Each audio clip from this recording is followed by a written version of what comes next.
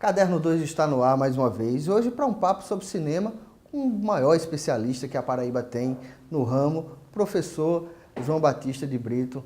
Olá, professor, bem-vindo aqui ao programa para a gente bater um longo papo sobre a sétima arte. Começar falando aí pelos esses tempos modernos de rede social, que parece que a crítica e a opinião se confundem um pouco. O que é que o senhor acha disso? Eu observo isso e, claro, o meu papel de crítico me preocupa um pouco, né? Tem um pessoal jovem, até que parece que descobriram ou pensam que o cinema foi descoberto de 30 anos para cá, né? Ou que o cinema é coisa do novo milênio, eu não sei. Eu tenho essa posição de resguardar a questão da historiografia. Você pensar no cinema como uma arte que já tem uma longa história, né? 100 anos. Exatamente. E todo o curso de cinema que eu dou, eu tenho o maior cuidado de fazer digamos assim, uma concentração nos grandes clássicos do passado, né? Para o pessoal não pensar que uma comédia hoje em que os personagens masculinos se vestem de mulher é uma novidade da última semana. Exato. Quanto mais quente, melhor, está lá atrás, né? E insuperável em vários aspectos. Bom, eu continuo fazendo a minha crítica da forma que concebo, né? Acho que é importante essa visão histórica do cinema, é importante o conhecimento empírico do cinema, quer dizer, ver os filmes, os novos e os antigos, e, claro, ter uma base teórica, né? O que esse pessoal não tem, fica na opinião por isso. Tá, e o que é necessário um crítico de cinema ter, além de, claro, frequentar o cinema e ter essa base, assim? Tem que ter um feeling, pelo menos, alguma coisa? Eu acho que é um elemento que, no fundo, é vocacional, sabe? Eu tenho a impressão que a gente não escapa disso, não. Uma coisa que é vocacional. Eu me lembro de uma vez, num evento público, um rapazinho pediu a palavra para falar, e era um evento sobre crítica, né? Estavam lá as 3 gerações de críticos da Paraíba, o Leal, eu e Renato Félix. E um rapazinho levantou-se muito impertigado, pegou o microfone e ele achou que ia fazer uma pergunta que ia arrasar, né? Aí ele disse: é verdade que todo crítico de cinema é um cineasta frustrado? Aí eu pedi aos meninos para responder, né? Aí eu disse a ele o seguinte, disse a todo mundo, né? Eu achei ótima a pergunta dele para eu poder dizer isso, né? Eu disse: olha, não posso falar por ninguém, né? Mas falando por mim mesmo, se eu fosse cineasta e nunca tivesse escrito crítica de cinema, eu seria um frustrado, né? Então, acho que tem essa coisa vocacional. Agora, além disso, há um bocado de trabalho por trás, né? Há um bocado de trabalho por trás. Desde começo dos anos 60 que eu compro livro de cinema, né? E vejo cinema. Então, você tem que ter o conhecimento empírico, como eu falei, dos filmes, conhecer a história do cinema e a história da crítica do cinema, a história das teorias do cinema, são coisas importantes. Mas faço ênfase na teoria, porque na teoria da linguagem cinematográfica, né? Para você saber como é que um filme funciona ou como é que ele deixa de funcionar. Por quê? Porque quando você vai escrever, tem uma etapazinha no seu trabalho, a não ser que você esteja fazendo só opinião, mas se não, não é? Vai ter uma etapazinha no seu trabalho, no meu sempre tem, que é a etapa da análise, certo? A etapa da análise. Tem uma parte da crítica que é informativa, outra é judicativa, outra é não sei o quê. Mas vai ter uma parte que é analítica. Você vai analisar parte de pressupostos técnicos, inclusive. Exatamente. Ou você conhece o cinema. Exatamente. E para essa parte analítica, você é onde entra a teoria. Sabe? É uma teoria que está por trás. Agora, a teoria não precisa se manifestar no texto, entendeu? No meu caso, eu faço o possível para ela ficar diluída, ela se dilui. Porque eu não quero chatear o espectador, né? De falar por exemplo, em contra-plongée, não sei o quê. não é? Não quero contradizer. Outra coisa, a crítica normalmente é publicada na imprensa, né? Ou na imprensa escrita ou na imprensa virtual, como for. Mas é para um grande público, né? Então... Não é, por exemplo, um ensaio acadêmico restrito à universidade, por exemplo. É uma de consumo geral. Exatamente. Agora, se for para fazer a minha a autoanálise do meu trabalho, né, eu diria o seguinte, se você prestar atenção, porque veja, faz muito tempo que eu escrevo, faço crítica de cinema, né? Então tem vários livros publicados e tem o número de textos e artigos que eu já publiquei, eu não sei dizer mais qual é, né? Porque já são quantos anos? Desde 81, né? E direto, né? Sistematicamente. Então, veja bem, mas se fosse para fazer uma análise, eu percebo o seguinte, né? Se uma pessoa se desse ao trabalho, coitada, de se debruçar sobre minha obra, né, para análise. Talvez o texto mais comum seja o chamado o texto de crítica, né? A resenha crítica, tal, que tem, como eu disse, tem que ter análise. Em segundo lugar, eu acho que vem o texto teórico, porque alguns textos meus são teoria pura, entendeu? Esses não saíram em jornal, mas em revistas acadêmicas ou para a universidade, uma coisa assim. Eu dou um exemplo, tem um texto meu sobre o emprego da fotografia no cinema, certo?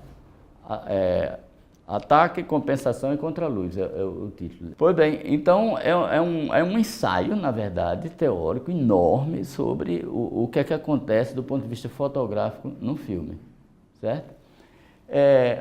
Outros textos são historiográficos, entendeu? Por exemplo, pegando alguma coisa na história do cinema, geralmente com uma temática. Dou um exemplo também que está no meu blog.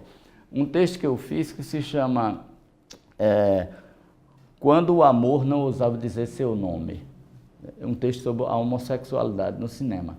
Falar de homossexualidade no cinema de hoje não tem graça nenhuma, né? Porque os filmes estão cheios de LGBT, etc, etc. Mas o meu texto, ele pega desde o cinema, do tempo de Lumière, até antes, de Thomas Edison, até 60 e pouco, até a década de 60, quando a temática era estritamente, rigorosamente proibida. Então os grandes lances foram representar a homossexualidade num tempo desse, entendeu? Então é um tipo de texto assim, que eu chamo de historiográfico. E por último, mas assim, como os ingleses dizem, last but not least, textos meus que são crônicas, sabe? Muitos são crônicas. Às vezes eu começo a falar, por exemplo, eu pego o tema dos velhos cinemas de João Pessoa. E no tempo dos anos 50, na minha infância, eram 14 cinemas. 14 cinemas com calçada e endereço, né? Porque os cinemas de shopping não tem calçada nem endereço. Entendeu? Então, coisas desse tipo são crônicas. E às vezes eu faço crônicas mesmo tratando de um filme. Eu me lembro, por exemplo, fiquei encantado, é difícil me encantar com os filmes de hoje, mas me encantei com um filme sul-coreano. O filme se chama Poesia, né? Poesia. Você conhece, não? Não, mas passou aqui, não foi? É a história de uma senhora com começo de Alzheimer e que se matricula no curso de poesia para ver se melhora. Olha, o filme é tão bom, tão grande, tão impactante, que eu fiquei abestalhado. Aí o que foi que eu fiz? Eu escrevi sobre a minha impossibilidade de escrever sobre o filme. Entendeu? Quer dizer, isso não é crítica, isso é uma crônica, né? Isso é uma crônica. Então, veja bem, recapitulando, texto teórico, texto crítico, propriamente dito, texto teórico, texto historiográfico e crônica, entendeu? Isso é uma tipologia do meu trabalho, mais ou menos. Ô João, aí você falou que tem dificuldade de gostar mais do cinema contemporâneo, mas por quê? E aí já vou emendar com outra pergunta.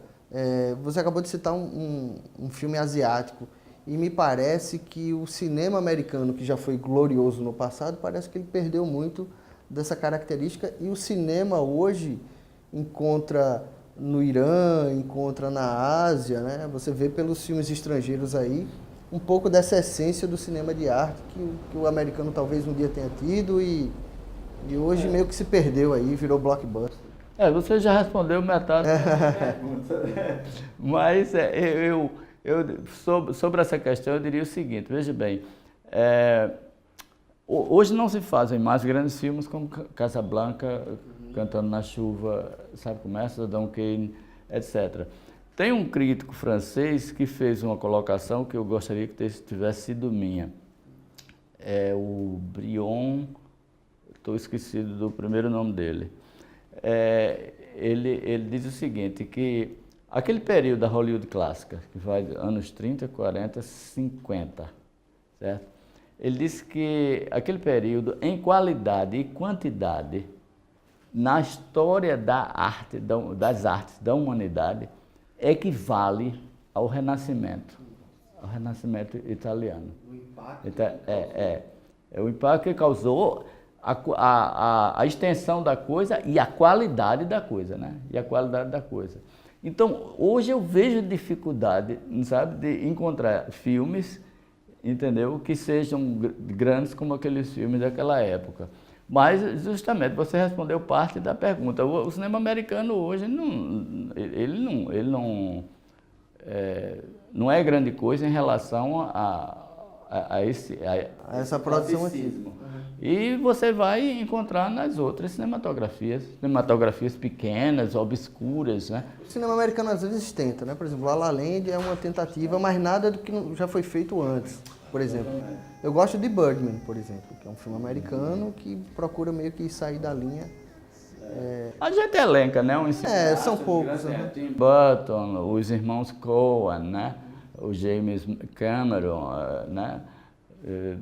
O Tarantino às vezes, ou uns que já estão com uma certa idade, mas continuam fazendo. Eastwood. O Woody Allen, Clint Eastwood, exato, Scorsese, etc, né? Nunca vou dizer que não valha nada, né? O cinema de hoje, né? A gente vai para um rápido intervalo agora e na volta a gente segue conversando com o crítico João Batista. E aí eu vou saber dele quais são os filmes favoritos da carreira dele. Até já!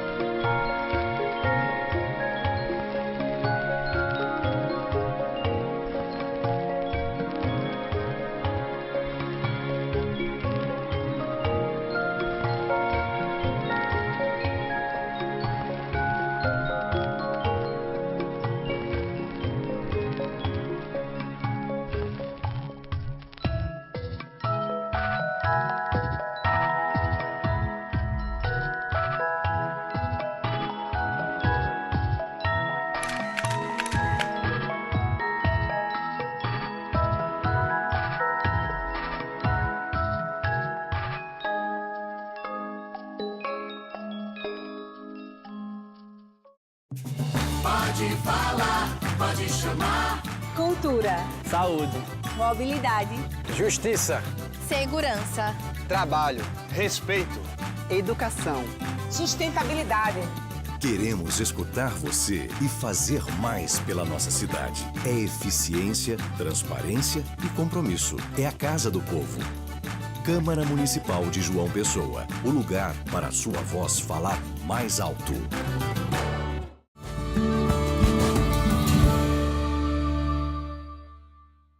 Segundo caderno de volta com o crítico de cinema João Batista de Brito.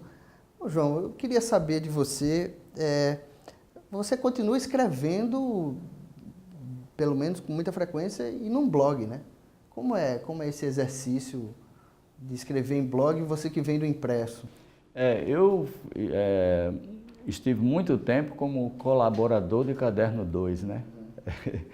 no norte, muito tempo, períodos quebrados, né? Que às vezes intercalava com o Correio da Paraíba e etc, etc. Mas eu acho que foi no norte que eu fiquei mais tempo e me acostumei com isso. Ultimamente com o contraponto, né? Eu acho que quase uma década com o contraponto, eu gostava muito do contraponto, mantinha aquela colunazinha chamada Janela Indiscreta, né? E tal. Mas há 6 anos, mais ou menos, atrás, as pessoas começaram a me convencer, né? De que eu ia ter muito mais leitores num blog do que, né, na imprensa escrita. De papel. De papel. Então eu tentei isso, gostei, me adaptei e eu acho que está indo muito bem, sabe? O blog hoje está quase com 200, porque o WordPress dá as estatísticas para a gente, né? Quase 200 mil acessos, né? E praticamente, se você excluir alguns países da África que talvez tenham dificuldade com a internet, praticamente todos os países do planeta já acessaram meu blog, né? E alguns acessam com uma frequência muito grande, como os Estados Unidos, né? Olha, assim, a comunidade brasileira, talvez. Talvez, sim, porque é um blog em português, né? Então, enquanto, por exemplo, vamos dizer que tem um acesso de 65 a 70 por dia, né, do Brasil, nos Estados Unidos fica 30, 35, quer dizer... Um bom percentual. Um percentual grande. Então, é interessante. E eu faço questão de alimentar, né? 1 a 2 vezes por semana. E uso, no caso, o Facebook como um caminho para o blog. A divulgação. Só é do que eu trato no Facebook, nada mais, né? Se eu posto alguma coisa no blog, alguma matéria nova, então eu vou no Facebook e dou a chamada com o endereço. Isso tem funcionado e eu acho muito bom. Eu aproveito para quem não conhece divulgar. O blog se chama Imagens Amadas. E se você vai no Google, porque todo mundo sabe ir no Google, né? Aí escreve Imagens Amadas no Google, dá um enter. Ele já está logo no começo. Para o blog, né? Legal, que ótimo. Aí aparece naturalmente a última matéria, né? Mas se você for baixando, tem a essa altura umas 450. Nossa, texto já?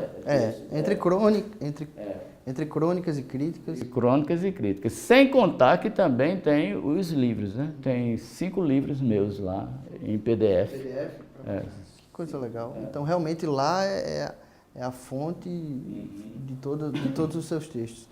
Me diga uma coisa, e para ver filme toda semana, todo dia, como é o exercício de ver filme de um crítico de cinema?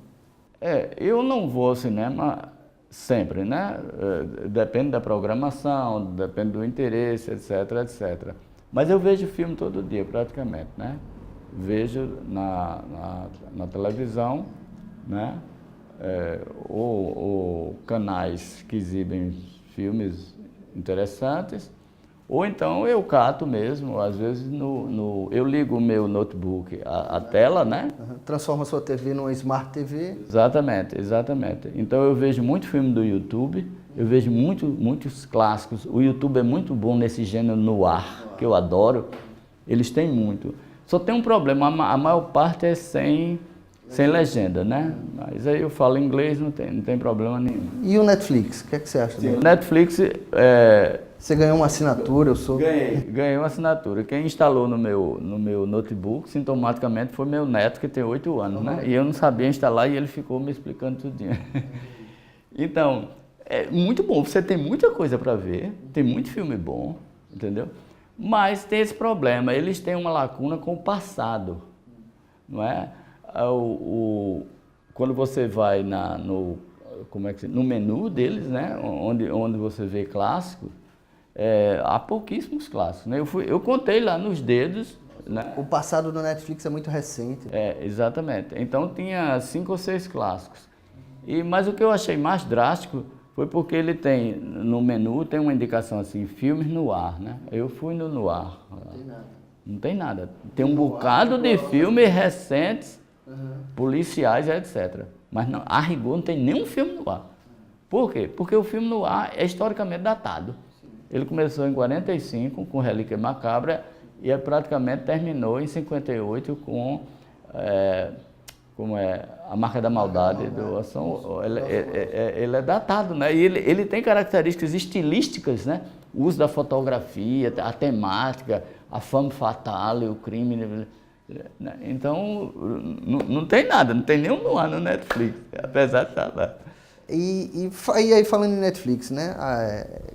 Você vem de uma escola de que o filme era visto no cinema. Depois passou a ser visto também na TV e hoje se vê até em celular. Para você tem diferença e assim, atrapalha ver no celular? O cinema é para ser visto no cinema? Não, eu fico assim, mais ou menos no meio termo, sabe? Eu confesso que eu nunca vi um filme no celular, não, nem gostaria de ver, entendeu? E ao mesmo tempo não sou aquele que está todo dia no cinema, né? Nas salas de espetáculo.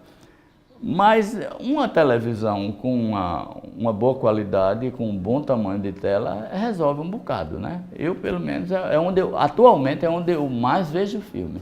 É na minha televisão que tem 46 polegadas e satisfaz. E resolve muito bem. Uma vez, Silvio Osias, né, meu amigo, que você conhece também e tal, me fez a pergunta se eu gostava de filme ou eu gostava de cinema.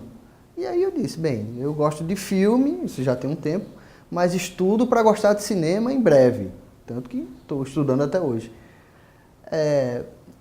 Até é injusto lhe fazer essa pergunta, você gosta de filme ou de cinema? Mas eu queria fazer essa pergunta. A resposta é essa, eu gosto dos dois. Eu gosto dos dois e acho que um depende do outro, né? Por quê? Depende do outro. Porque o filme só, quer dizer, o filme só está implicando o quê? Um espectador qualquer, né?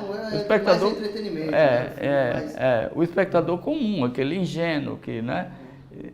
E o cinema implica o cinéfilo, né? Aquele cara que tem uma vivência, né? Que conhece as coisas. Não é só o que se passou por trás dos bastidores, não, porque tem muito esse engano, né? Entendeu? Qual foi a transa que pintou entre a atriz e o diretor?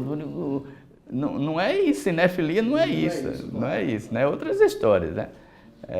Como funciona a linguagem do cinema, a semiótica do cinema, né, etc. Para mim, assim, uma coisa se mistura com a outra. Filme é cinema e cinema é filme.